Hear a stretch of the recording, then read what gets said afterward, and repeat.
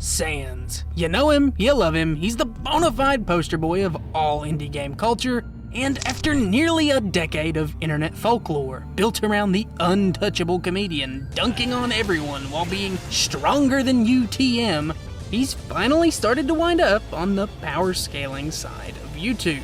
And frankly, this lazy bones' modern accomplishments have caused many a nostalgic viewer to claim that Sans the Skeleton might just be able to beat anyone.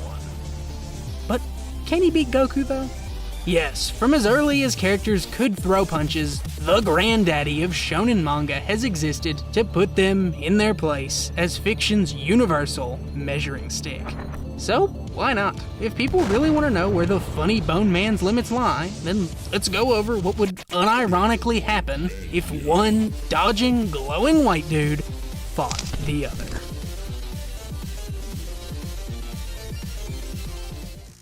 Alright, so for those who don't take their anime with their video games, let's make things clear from the top.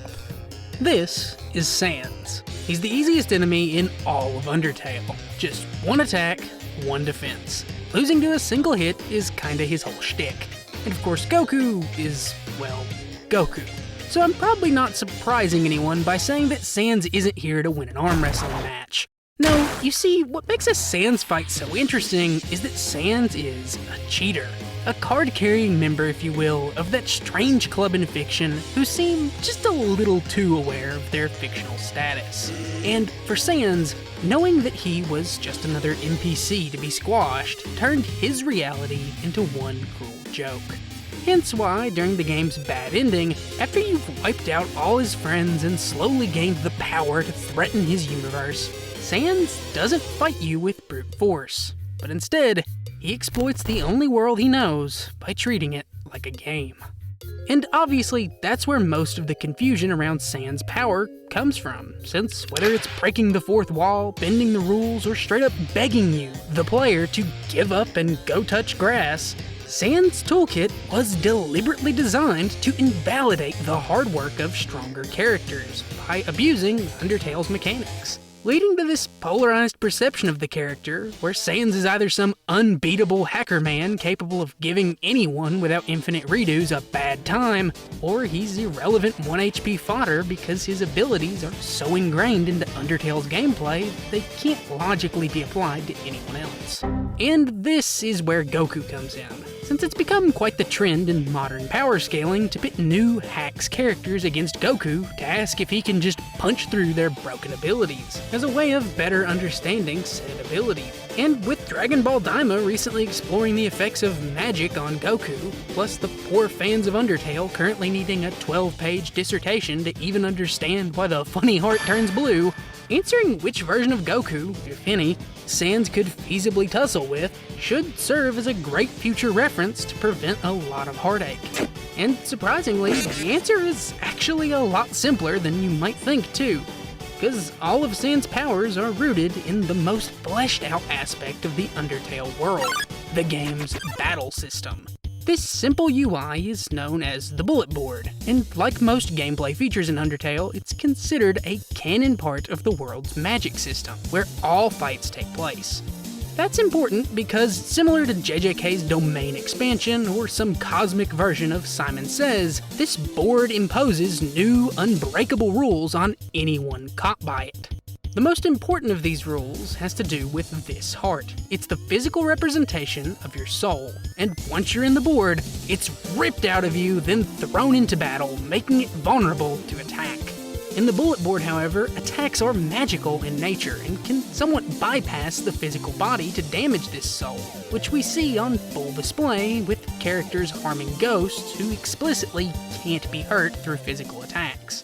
But that's not all. The board also limits how characters move and fight, best shown through the game's turn-based system, where you, as the player, must physically push the buttons to take action, no matter how fast you are.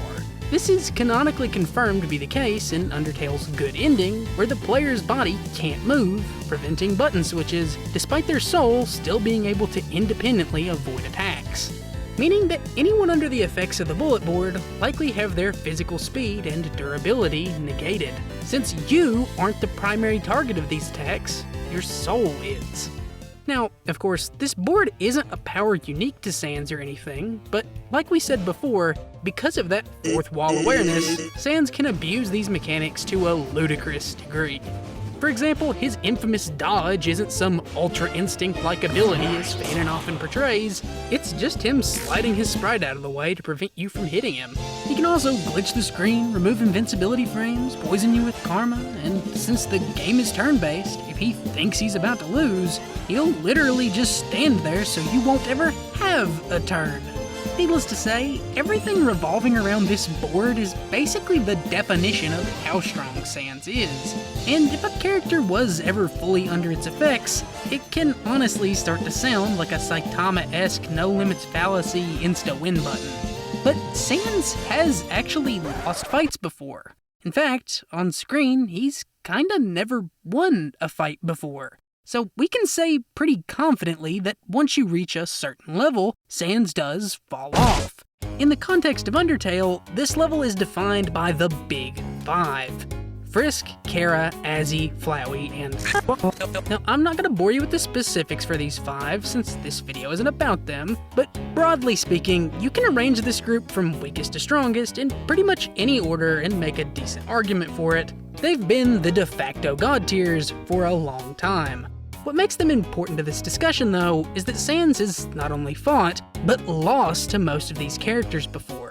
Yeah, sure, Sans may be able to push the game's mechanics to their limits, but because of crippling apathy and laziness, he's still ultimately bound by them. The Big Five, on the other hand, are imbued with a determination that allows them to transcend the game's established rules, or ignore them entirely. So, while it's not a perfect system, since there are probably other characters who could beat Sans that don't scale to these five, if Goku, or anyone else, did actually approach their level, then you can see it as a sort of concrete L for our favorite comedian. Does Goku actually compare to them, though? Well, a quick word from today's sponsor, Manscaped. If you're tuning in here, chances are you've got something that needs a shave, and after the kind folks at Manscaped sent over their Performance Package 5.0 Ultra for review, I can confirm it was worth the hype. Inside, you'll find a simple trio of the Crop Preserver Anti-Chafe Deodorant, Crop Soother Aftershave Lotion, and their iconic Lawnmower 5.0 Ultra. Now featuring 2 skin-safe blades for smooth trims without sacrificing that precise foil finish, alongside dual-temp LED spotlights that adapt to any skin tone, so you won't need a glowing eye for those hard-to-reach places. Plus, it's waterproof, USB-C rechargeable, and even has a travel lock to fit with anyone's routine. And right now, you can get 20% off plus a free gift and no shipping if you use code ALMIGHTY at checkout. So show yourself a little mercy today by visiting manscaped.com with code ALMIGHTY at checkout. Now, back to the video. Okay, so when it comes to comparing Goku to Undertale's strongest characters, the scaling can really be summed up in a handful of scans and statements. Even before the Geno-Human reached their absolute potential, Sans saw them as an unbeatable anomaly who he could do nothing to other than annoy. A notion that Flowey agrees with, saying he's beaten everyone and done everything, long before acquiring the power of the human souls, implying Sans likely lost to him too. Plus, Sans has one more lesser-known L during the True Pacifist run, where his memories and abilities are absorbed by Asriel, yet, despite the fate of everything relying on his victory here, Sans' power plays no role in stopping the pacifist human or aiding Azzy, showing his clear inferiority to both. So, using those stronger forms as a metric, you can pretty easily estimate that Sans' tomfoolery stops hard at around that universal level.